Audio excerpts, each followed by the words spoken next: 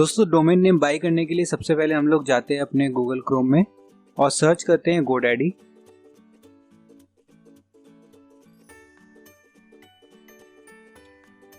I am sure आपके पास already एक अपना डोमेन का नाम होगा। साथ ही साथ मैं आपको बता दूं कि डोमेन नेम बाय करने के कुछ बेस्ट प्रैक्टिसेस होते हैं जो आपको ख्याल में रखना पड़ेगा। जैसे कि डोमेन नेम आपका स्मॉल होना चाहिए, छोटा होना चाहिए, उसमें कोई मिस स्पेलिंग नहीं होनी चाहिए। क्योंकि अभी 4 और 5 लेटर के डोमेन नेम्स ऑलमोस्ट खत्म हो चुके हैं। अगर आप लॉन्गर डोमेन नेम्स लेना चाहते हैं तो आप वो ले सकते हैं, बट मेक श्योर कि जो बेस्ट प्रैक्टिसेस हैं डोमेन नेम बाय करने के लिए वो आप फॉलो करें। अगर आपको डोमेन नेम के बेस्ट प्रैक्टिसेस देखने हैं तो आप गूगल में सर्च भी कर सकते हैं बेस्ट प्रैक्टिसेस। मैं आपको क्विकली कुछ बेस्ट प्रैक्टिसेस के थ्रू रन कर देता हूं। जैसे कि अगर आप .com ले रहे हैं तो that is the best TLD, जो कि है टॉप लेवल डोमेन। आप चाहें तो आप .in भी ले सकते हैं, क्योंकि .in एक इंडियन एक्सटेंशन है, वो भी बहुत फेमस है और इंडिया में वो हाईली रैंक करेगा .com से ज़्यादा। बट आपका अगर प्रोडक्ट ऐसा है जो आप वर्ल्ड वाइड उसको सेल करना चाहते हैं या आपका बिजनेस वर्ल्ड वाइड कनेक्शंस है, तो बेटर है आप .com डोमेन ही लीजिए।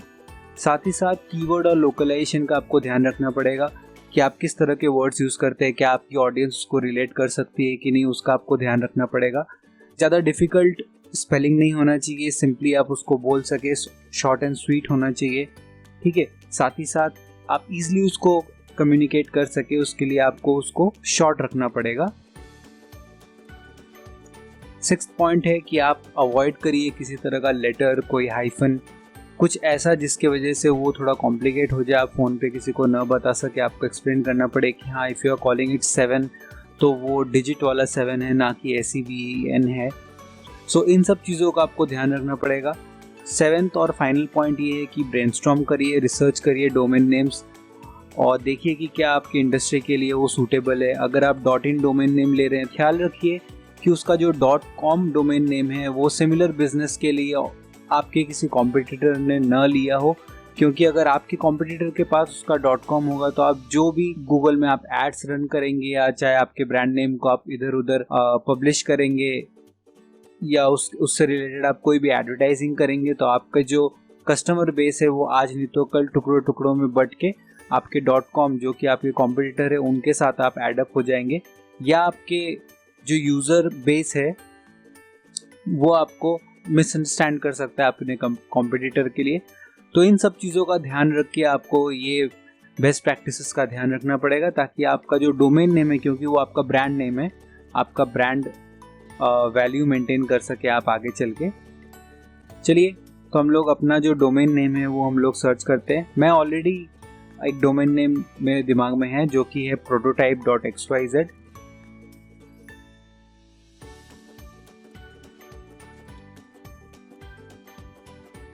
अभी देखिए मैंने आपको बताया था कि आप हाइफन नहीं यूज़ कर सकते हैं, बट चूंकि ये मेरा एक टेस्ट डोमेन है, मैं यहाँ पे सारे वो टेस्टिंग करता हूँ और टेस्टिंग करने का मैं प्लानिंग कर रहा हूँ कि जो भी इसमें टेस्ट एंड ट्रायल होगा ये यूज़र फ्रेंडली मुझे रखना नहीं है, क्योंकि अल्टीमेटली ये किसी मेरे यूज़र्स को दिखना नहीं है डोमेन नेम, ये सिर्फ मेरे टेस्ट पर्पसेस के लिए है। और इसीलिए मैं ये जो TLD है मेरा, वो जो मेरा डोमेन नेम एक्सटेंशन है वो मैं यहाँ पे XYZ यूज़ कर रहा हूँ। ये एडवाइजेबल नहीं है अगर आप कस्टमर फ्रेंडली कंटेंट डेवलप कर रहे हैं, आपका एक ई-कॉमर्स स्टोर है, तो XYZ लेना और साथ ही साथ हाइफन डालना रिकमेंडेड नहीं है।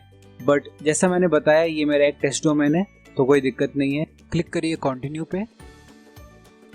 ईमेल एड्रेसेस हमें नहीं चाहिए, दो हमें चाहिए ईमेल एड्रेसेस, हमारे बिजनेस के लिए हम लोगों को ईमेल एड्रेसेस चाहिए, पर इसको हम लोग आगे देखेंगे कि किस तरह से DNS मैपिंग करते ही हम लोग ये जो ईमेल एड्रेसेस है हम लोग अपने होस्टिंग प्रोवाइडर के एंड पे बना सकते हैं। उसके लिए हम लोग को GoDaddy की सर्विस नहीं चाहिए, तो हम लोग यहाँ पे क्लिक करते हैं नो थैंक्स।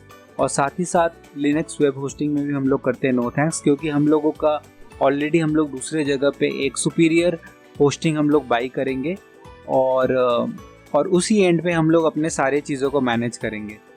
तो चलिए हम लोग देखते हैं इसको हम लोग कैसे करेंगे।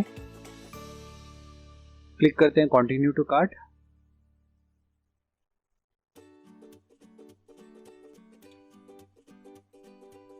GoDaddy के कुछ ऑफर्स भी होते हैं और उनका एक अलग से पेज भी है प्रोमो के लिए, जहाँ पे वो प्रोमो कोड्स वगैरह देते हैं, तो आप वहाँ पे भी चेक कर सकते हैं अगर कुछ ऑफर्स, करंट ऑफर्स चल रहे हैं तो। बाकी भी बहुत सारे वेबसाइट्स है, बट मैं मोस्टली रेकमेंड करूँगा आप in.godaddy.com के प्रोमो कोड्स देखें, क्योंकि यहाँ पे ही आपको वो प्रोमो कोड्स मिल जाएंगे जो एक्चुअली वर्क करते हैं। अभी यहाँ पे एक प्रोमो कोड देखिए दिखा रहा है न्यू प्रोडक्ट पे।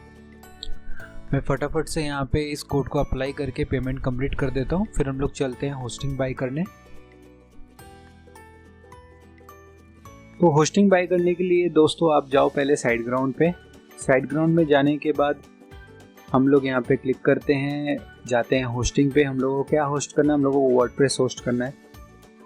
अगर आप वर्डप्रेस होस्ट करते हो, फॉर एग्जांपल आपका अगर एक वेबसाइट है तो आप स्टार्टअप प्लान ले सकते हो, बट मैं ये गेस कर रहा हूँ कि आप एक से ज़्यादा वेबसाइट बनाओगे, क्योंकि आपके बहुत सारे ऐसे क्लाइंट्स भी होंगे, आपकी मल्टीपल वेबसाइट आज नहीं तो कल हो ही जाएंगे और प्राइस में ज़्यादा डिफरेंस नहीं है। तो मैं रेकमेंड करूँगा आप ग्रो बिग प्लान ले।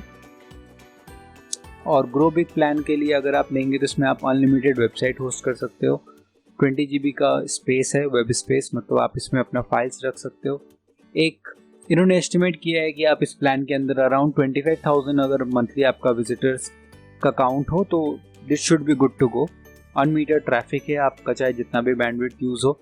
साथ ही साथ वर्डप्रेस इंस्टॉलेशन आप इजीली कर सकते हो। ऑटो अपडेट्स है, आपको इसमें SSL सर्टिफिकेट मिल जाता है, तो आपको उसके लिए अलग से पे नहीं करना पड़ता। कई बार क्या होता है, आप कहीं और से होस्टिंग अगर बाई करते हो तो वहाँ पे SSL सर्टिफिकेट के लिए आपको अलग से पेमेंट करनी पड़ती है। यहाँ पे वो सब इंक्लूडेड है और सिर्फ एक वेबसाइट के लिए नहीं, अनलिमिटेड वेबसाइट्स के लिए आप SSL सर्टिफिकेट लगा सकते हो। अभी जैसे यहाँ पे देखो, आप यहाँ पे लॉक का सिंबल आ रहा है, वो SSL सर्टिफिकेट है। तो इससे आपका जो वेबसाइट है वो एक सिक्योर्ड होस्टिंग में है और एंड टू एंड इनक्रिप्शन रहता है आपके और यूज़र के बीच में। तो चलिए मैं क्लिक करता हूँ गेट प्लान में। गेट प्लान में क्लिक करने के बाद I already have a domain. Domain name हमारा क्या है, prototype.xyz। तो दोस्तों आपको यहाँ पे ये डिटेल्स भरनी पड़ेगी। ये ईमेल और पासवर्ड आप ध्यान से भरिए, क्योंकि इसी के बेसिस में आपका लॉगिन डिटेल्स रजिस्टर होगा। साथ ही साथ कंफर्म पासवर्ड, ऑब्वियसली जो पासवर्ड आप यहाँ भर रहे हो वो यहाँ पे आपको कंफर्म करना पड़ेगा। आपके बेसिक डिटेल्स, आपका पेमेंट इन्फॉर्मेशन, और बाय डिफ़ॉल्ट जो आपका डेटा सेंटर है वो सिंगापुर में सेलेक्ट होता है, क्योंकि सिंगापुर क्लोजेस्ट है इंडिया के। अगर आपके ज़्यादातर कस्टमर्स दूसरे जगह पे बिलोंग करते हैं जैसे कि US वगैरह, तो आप यहाँ पे भी इसको चेंज करके आप यूनाइटेड किंगडम, US या यूरोप अपने कस्टमर के हिसाब से सेलेक्ट कर सकते हैं। आपको मैं डेटा सेंटर के बारे में थोड़ा सा और अपडेट कर देता हूँ। डेटा सेंटर का बेसिक आइडिया ये है कि जहाँ पे भी आपके कस्टमर, सबसे ज़्यादा कस्टमर बेस आपका लोकेटेड है, आप अपना डेटा सेंटर वहाँ से क्लोजेस्ट रखिए। जो लेटेंसी है, जो टाइम है डेटा ट्रांसफ़र में, और जिस तरह से आपका वेबसाइट जितनी स्पीड में ओपन होगा वो इसके हिसाब से वो डिपेंड करता है। तो चूँकि सिंगापुर क्लोजेस्ट है, मैं इसको सेलेक्ट कर लेता हूँ।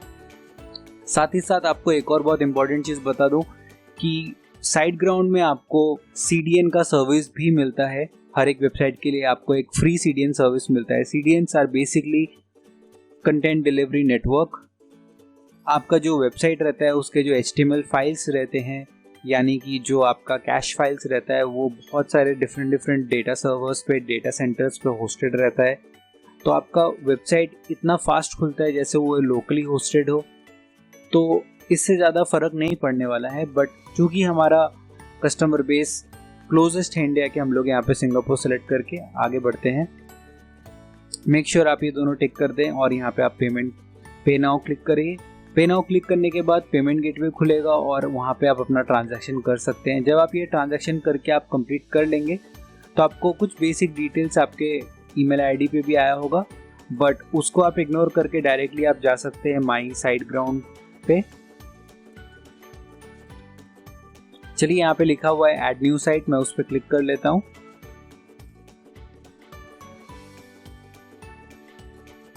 So new domain, existing domain और टेम्परेरी डोमेन। अगर आपके पास डोमेन नेम नहीं है तो आप for the time being temporary domain में क्लिक करके भी अपना वेबसाइट स्टार्ट कर सकते हैं, उसको पब्लिश भी कर सकते हैं, होस्ट कर सकते हैं। बट चूंकि हम लोगों के पास ऑलरेडी एक डोमेन है हम लोग वो सेलेक्ट कर लेते हैं। मैं क्लिक करता हूँ न्यू डोमेन। जो हमने बाई किया था वो डोमेन नेम हम लोग यहाँ पे टाइप कर लेते हैं। डोमेन नेम टाइप करने के बाद कंटिन्यू दबाइए और एक नया लॉगिन सेटअप करिए। सो बेसिकली ये जो लॉगिन आप सेटअप करेंगे ये एडमिनिस्ट्रेटर अकाउंट बनेगा। और जब आप ये सेटअप कर लेंगे तो आपको यहाँ पे 2 नेम सर्वर्स मिलेंगे। तो नेम सर्वर बेसिकली वो डिटेल है जो हम लोग GoDaddy में डालेंगे ताकि हमारा जो होस्टिंग है वो हमारे वेबसाइट यानी कि डोमेन नेम के साथ कनेक्ट हो सके। तो मैं फटाफट से कर लेता हूँ। दोस्तों GoDaddy में लॉगिन करने के बाद आप अपना डोमेन सर्च करिए। प्लेटफॉर्म पे आपको अपना डोमेन मिलेगा, उस पर क्लिक करिए मैनेज और वहाँ पे नेम सर्वर्स चेंज करने के लिए चेंज योर नेम सर्वर्स के सामने एक बटन रहेगा चेंज, उस पर क्लिक करिए और साइड ग्राउंड में जो आपको नेम सर्वर्स मिला है उसको आप वहाँ पे अपडेट करेंगे तो आपका जो नेम सर्वर है वो चेंज हो जाएगा और आपका होस्टिंग और डोमेन आपस में कनेक्ट हो जाएगा। सो दोस्तों इस लेसन में सिर्फ इतना ही। आगे मैं और भी एक्साइटिंग चीज़ें सिखाने वाला हूँ, तो बने रहिए। Thank you so much.